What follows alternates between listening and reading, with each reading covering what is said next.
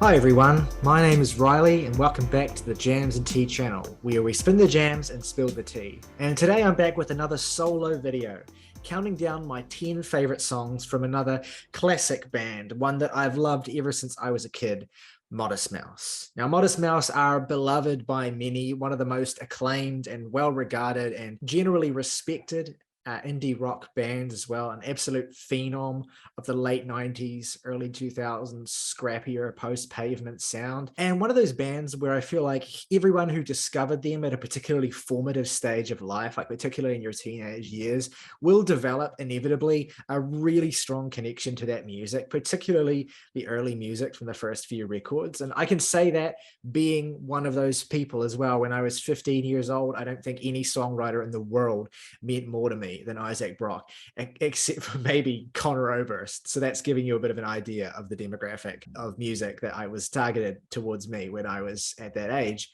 But Modest Mouse, I think even more than Bright Eyes or any number of those sort of emo adjacent indie acts from that era, really kind of connected with me, I think in a way because of how clunky but profound Isaac Brock's lyricism could be and how well matched that sort of brusque beauty was with the really scrappy tone of the band that he worked with as well.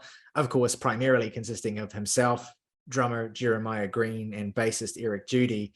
There was always some kind of intimate, roughshod, unfiltered rawness to their early music that I think appealed to a lot of people who discovered that at a particular time of their life where maybe they felt particularly unfiltered and raw.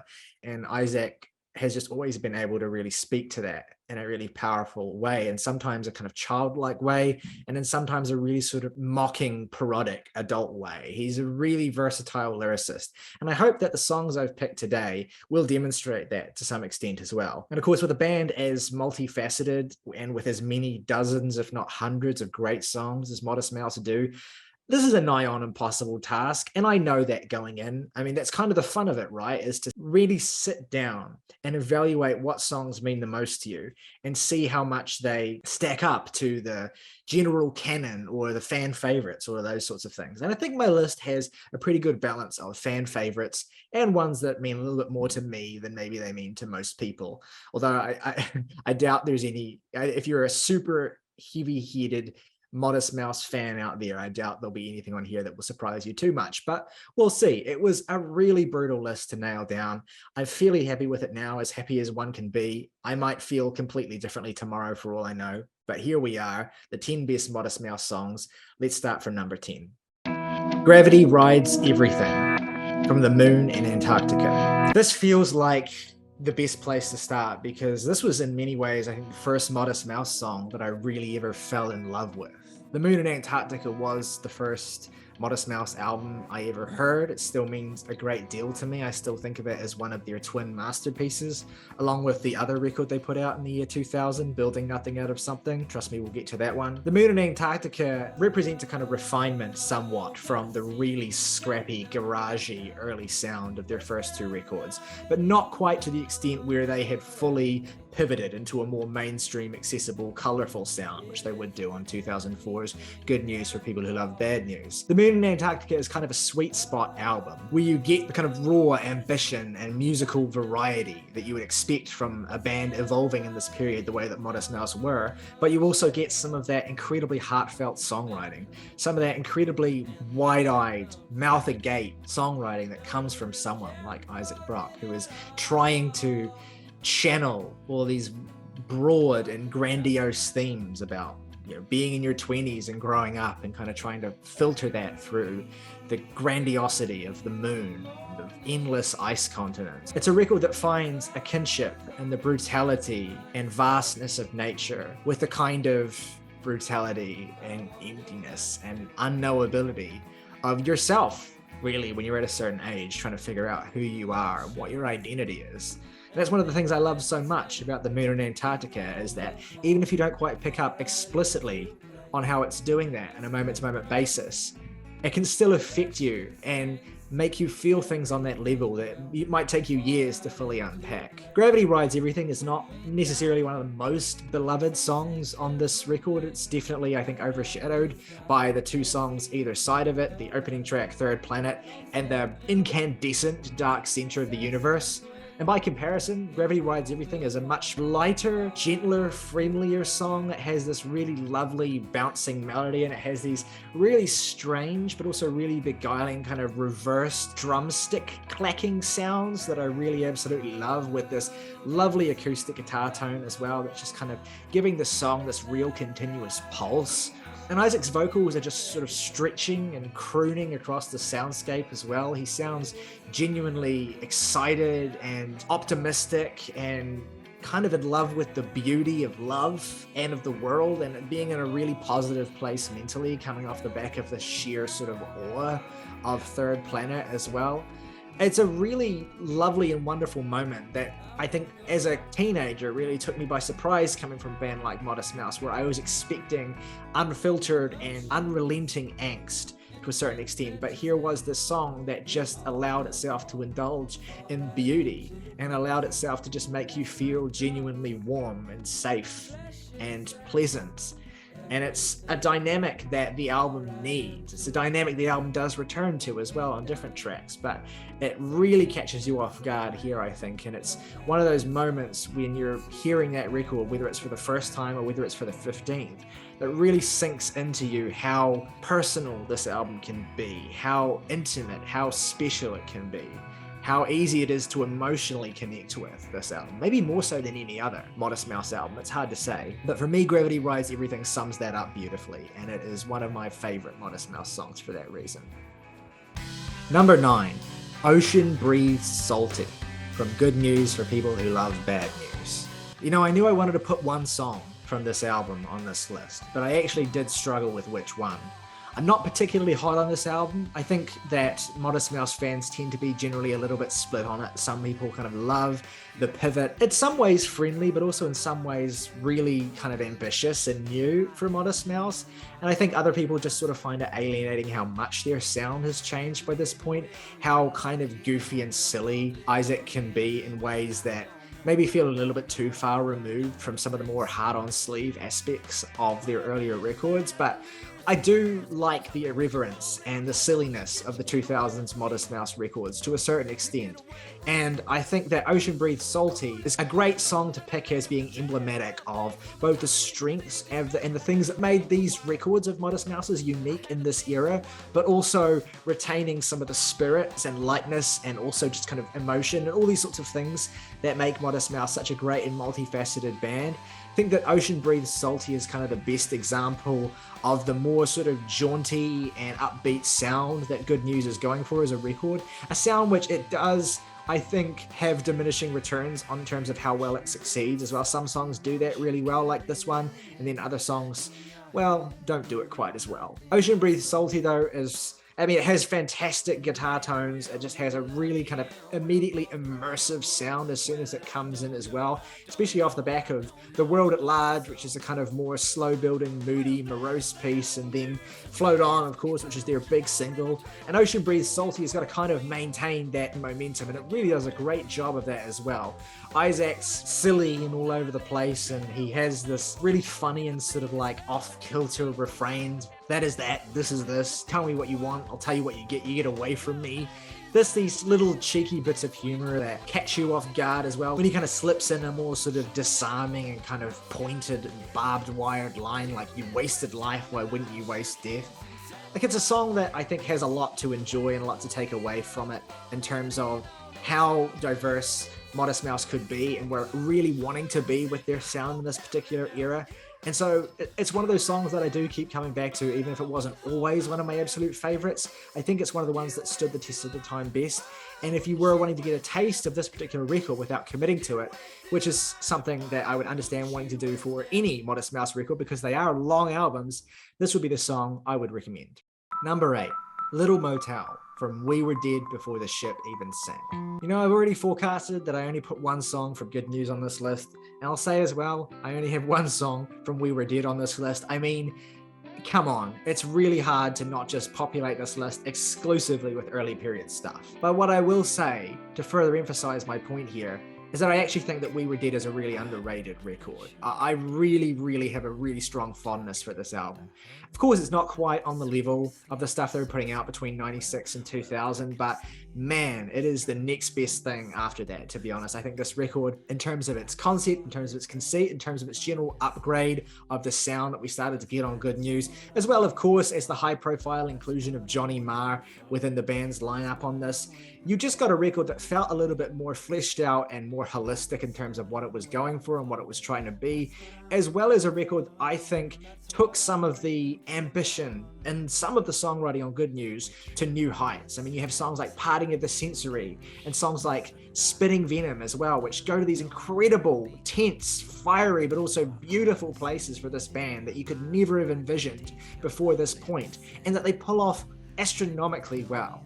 In fact, for the longest time, Spitting Venom was going to be my pick from this album for this list, but it feels like a song that, in retrospect, has kind of had a bit of an overcorrection in public estimation, has now become a real big fan favorite. So I wanted to step back for a bit and shout out a song that I basically love as much as Spitting Venom, and these days maybe a little bit more even. It is one of the singles from the album, but it's a song that I feel like has been somewhat forgotten over time. I think maybe some Modest Mouse fans are a little bit put off by how kind of overwrought and even a little bit maudlin the emotion can be in this song. But I just can't lie, I find this song unbelievably powerful. Every time I listen to this song, I am in buckets. It is one of Isaac's most emotional vocal performances. It is a storytelling song. It's a song that evokes images of death as well. And it's never less than heartbreaking every step that you're going through it as well. Because it's not just about death, it's about the death of a child. How incomprehensible that is, but also how we try to make peace when it happens.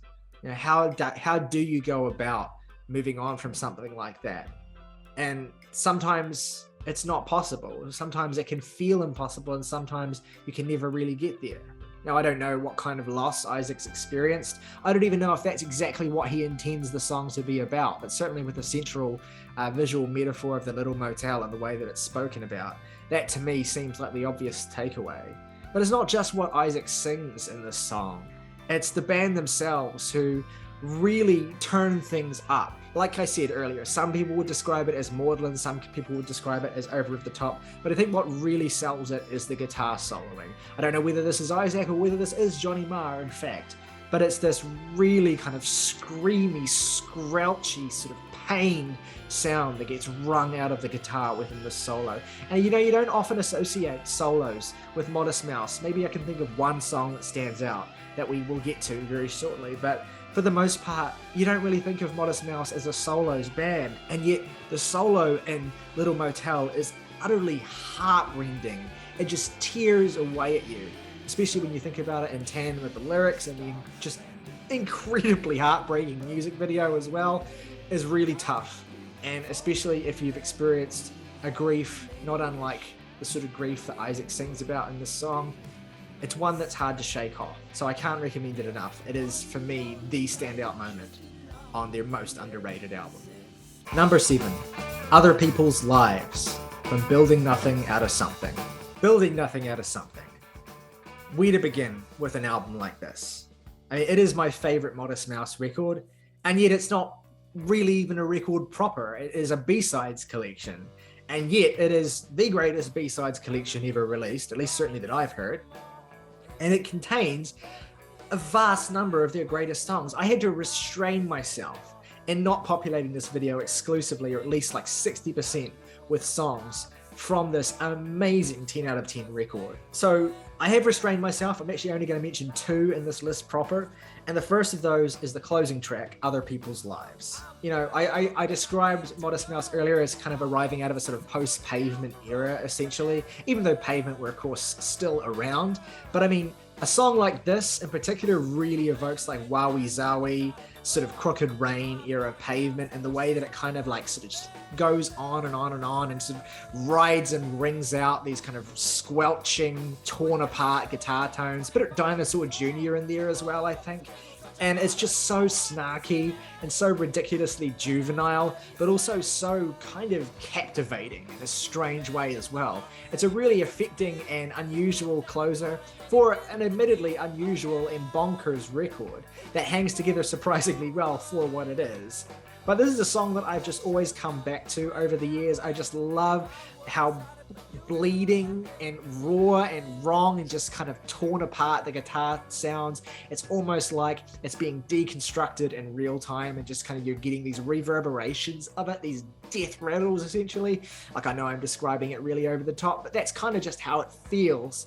And the combination of those sounds with Isaac delivering this incredibly sort of obnoxious and sort of really snotty vocal performance.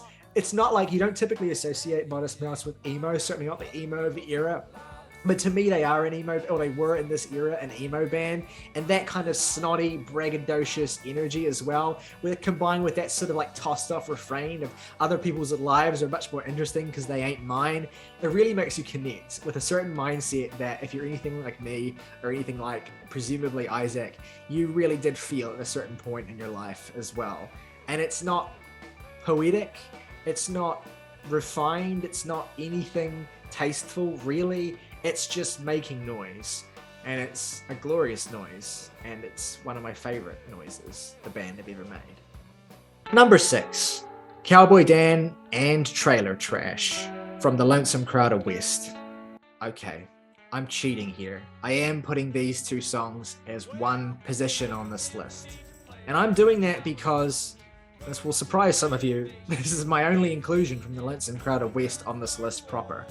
But it is 2 songs, so cut me a little bit of slack there. I love the Lonesome Crowder West.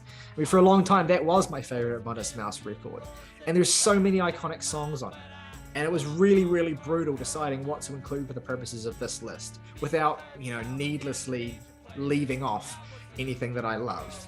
But I felt like in including Cowboy Dan and Trailer Trash here on this list together, you really get a full sense of everything the Lonesome Crowder West is, more or less.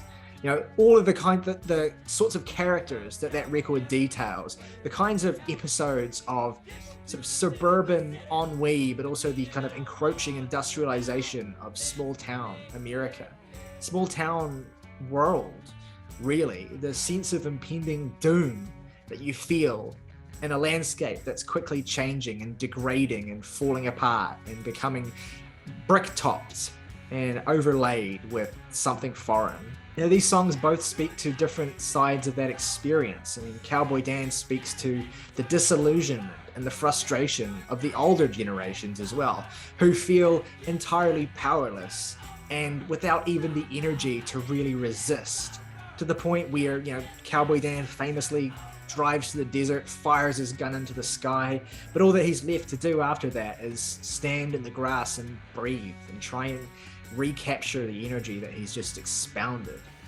And Trailer Trash is the other side of that coin as well. It's a song from the perspective of a younger generation who are kind of born into a particular landscape that they've had to make into home and are now facing the destruction of that landscape, more or less. Or, if not outright destruction, then at the very least alienation from it. The emotions and the attitudes towards this particular experience of growing up are really nuanced in these songs, and they come through personally and in a very affecting, sensitive way, I think, because Isaac presumably has some closeness to those situations that he's talking about. So within these 2 songs, I feel like you get a real sense of every character that Isaac has ever played in one of his songs, or every side of Isaac in some form, coming through in the forms of Cowboy Dan and of the protagonist of Trailer Trash. The angsty violence of Cowboy Dan brushing up against the kind of gentle frailty of Trailer Trash, which of course ends with that aforementioned other great guitar solo that just absolutely stands out as one of the most amazing and affecting musical moments of any Modest Mouse song. Lonesome Crowder West is a long album, and it is a masterpiece. It's a record that hangs together brilliantly for what it is, and especially for the shaggy nature of what it is. But if you want to get a quick sense of that album and everything that it's about, you jump right to the center and you listen to Cowboy Dan and Trailer Trash back to back, and you try and tell me that Modest Mouse aren't one of the greatest bands of their era. Number 5, Broke, from Building Nothing Out of Something.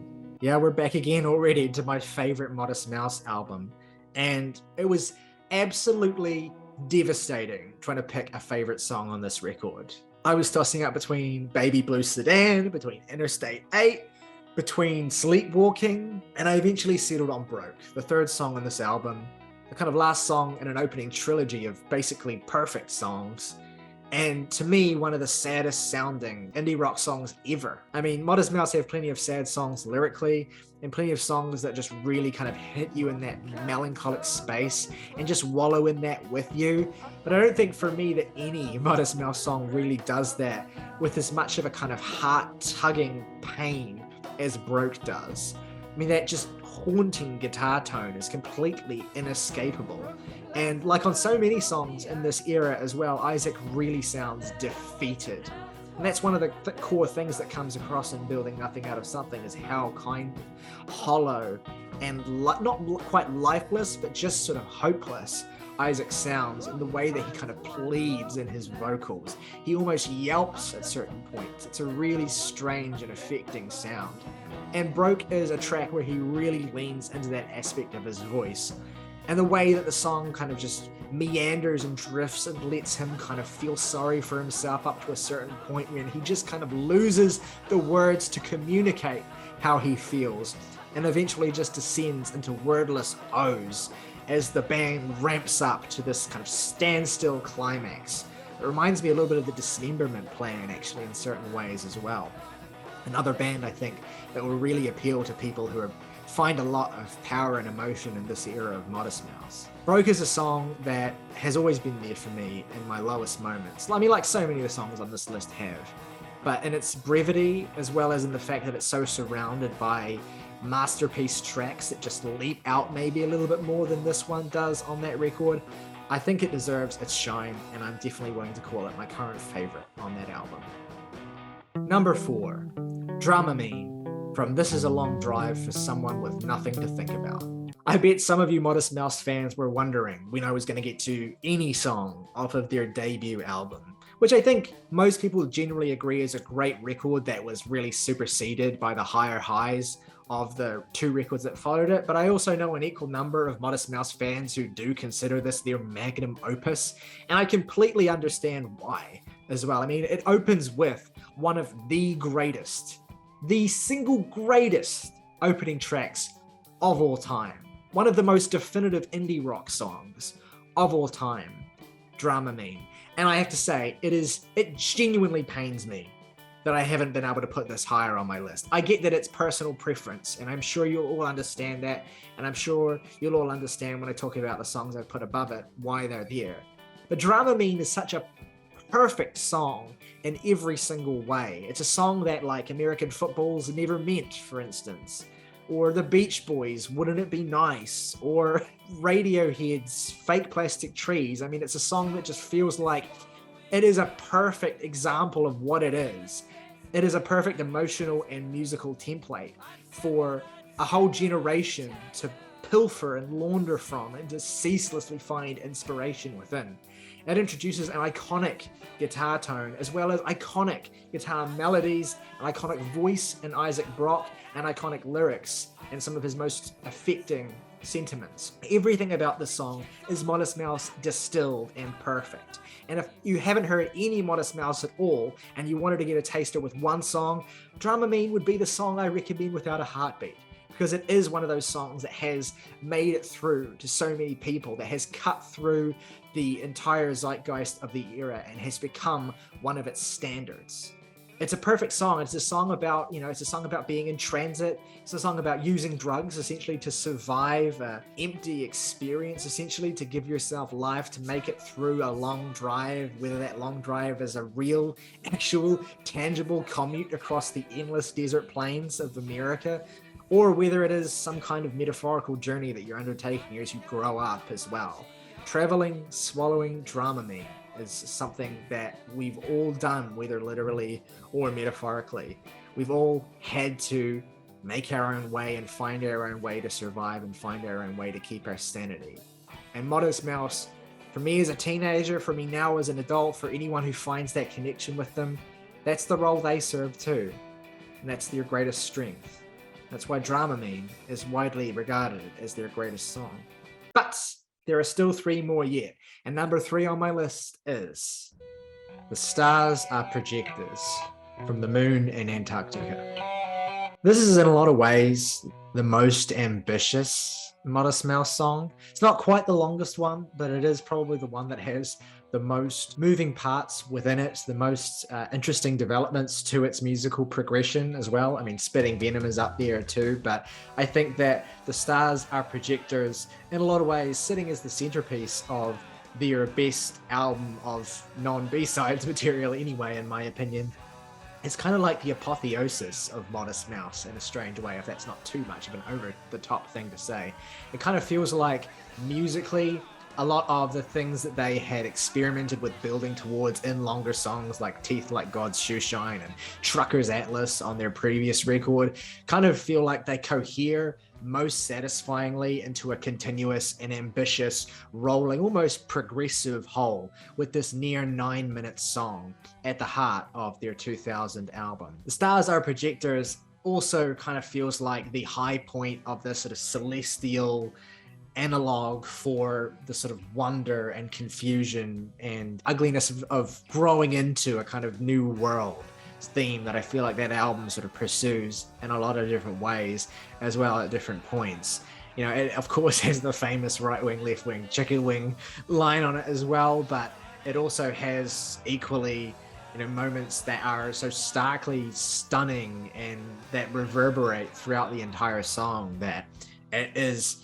You know, it's a song that I feel like when I was younger, I almost struggled to get a full handle on everything that this track kind of was, and I didn't always fully understand the full appeal of it, too. I think it was doing a lot of things that were just a little bit too beyond what I was expecting from this band and what I knew how to comprehend from this band as well, especially when you go into the second half as well, and it basically becomes fully instrumental, and you have those rolling drums that come in 6 minutes in, and it just becomes its own sort of swirling creature for the last 3 minutes. It's really something quite strange and unusual. I mean, even from a band that had done songs like It's All Nice on Ice, All Right, and Lounge, both versions of Lounge for that matter. I mean, this band had explored with longer, more meandering tracks before, but they hadn't really fully found a way to utilize that structure to do something really as ambitious as this.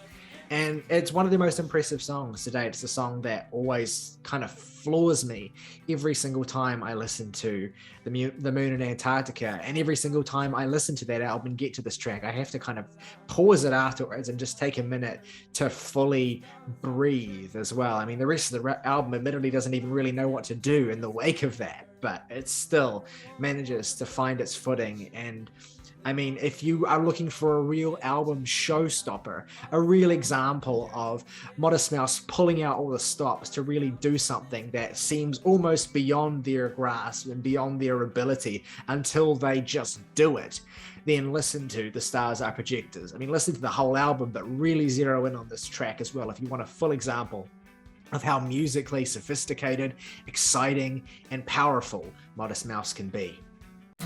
Number 2. Talking Shit About a Pretty Sunset from This Is a Long Drive for Someone with Nothing to Think About.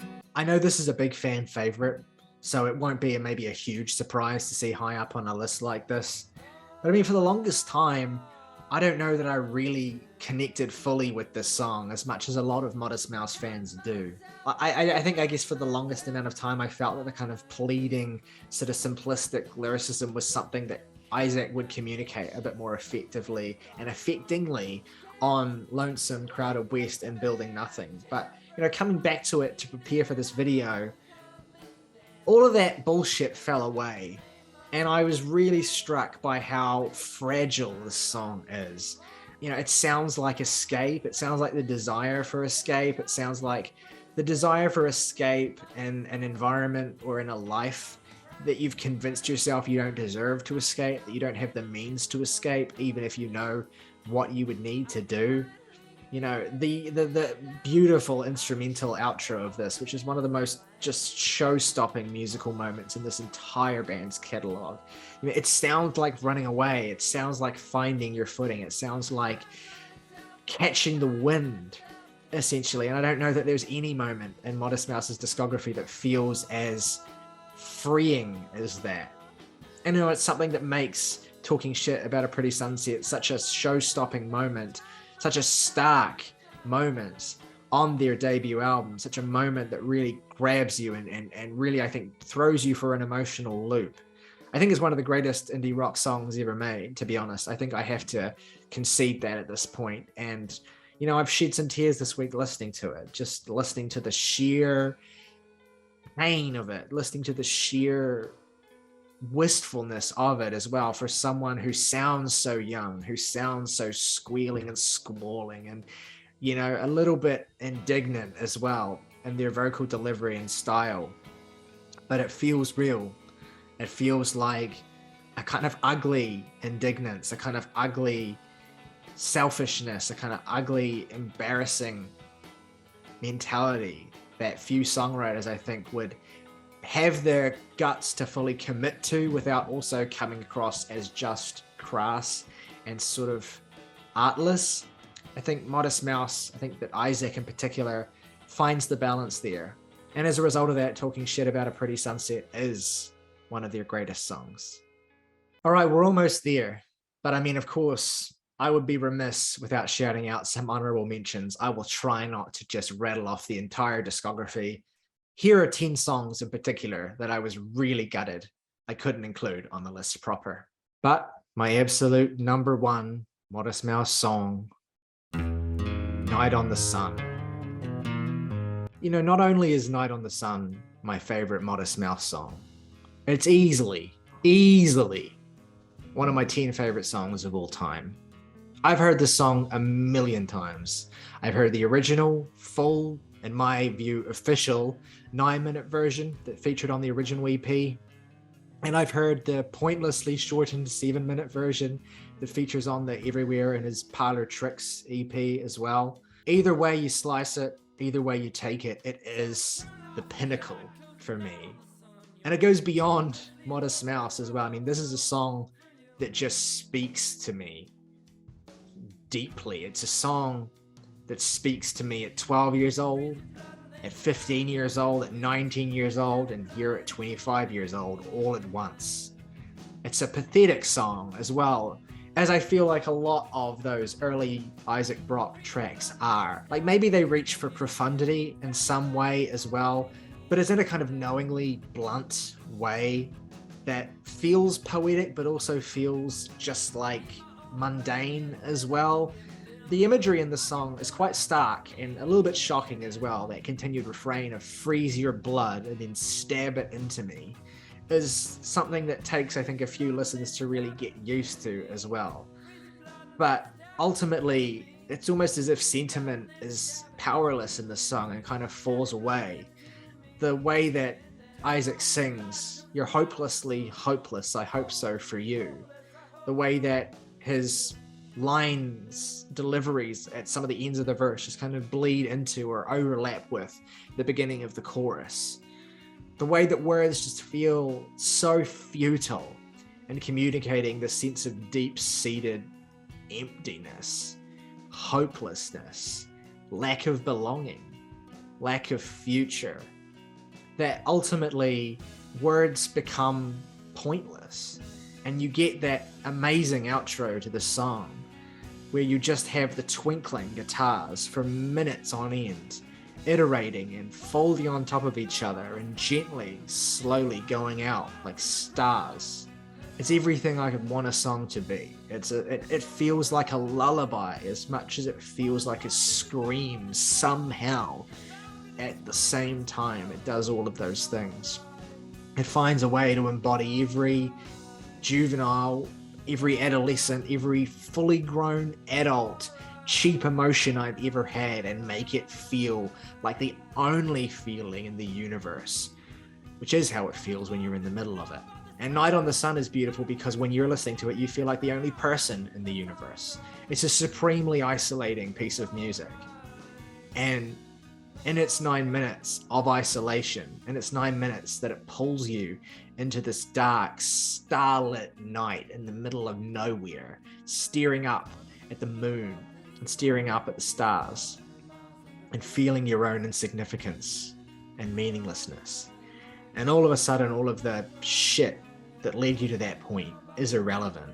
If Night on the Sun is the best Modest Mouse song, then the best Modest Mouse song segment or moment is the outro, the lyrical outro as well, the last words that Isaac says over and over and over as the band kind of bash their final crushing loudness before dissipating. If there's one thing to know about this town, it's 500 miles underground, and that's all right. There's one thing to know about this globe, it's bound and it's willing to explode, and that's all right.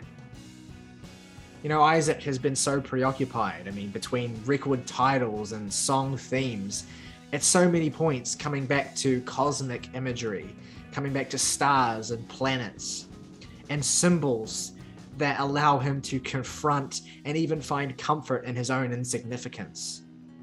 In a lot of ways, Night on the Sun feels like the song that best exemplifies that. So in many ways, it's maybe not even just my favorite Modest Mouse song, but maybe in some ways the most definitive. I don't know. I know I already said that was Dramamine, but with a band like Modest Mouse, you can spend your entire life discovering why you love them, even if on day one you think you know. I guess that's the mark of all great, not just bands, but artists in general, people, visionaries, whatever you want to call it. Modest Mouse have been that for me ever since I was a teenager. And they always will be, no matter what happens, no matter where they go in the future. These records, these songs will always feel like a part of me. And so I want to hear what songs feel like a part of you as well, if I haven't mentioned them already. I know there's so many. Please hit me up in the comments below and let me know what your favorite Modest Mouse songs are. What's your favorite Modest Mouse album? What does the music of Modest Mouse mean to you? If you want to share an experience with me or a time that you got into them, or just something about what they mean to you and what you enjoy the most about them, then please feel free to do that in the comments below, and I will be there to read them all. Thanks for sticking around, and thanks for tuning in as well. I really enjoy doing these favorite best songs videos. The last one I did on the radio department, I'm still incredibly proud of as well. You can go and check that out on our channel page too. Be back again with another list, I'm sure, very, very soon. But until next time, folks, rock over London, rock on Chicago, Orange Julius, a devilish good drink.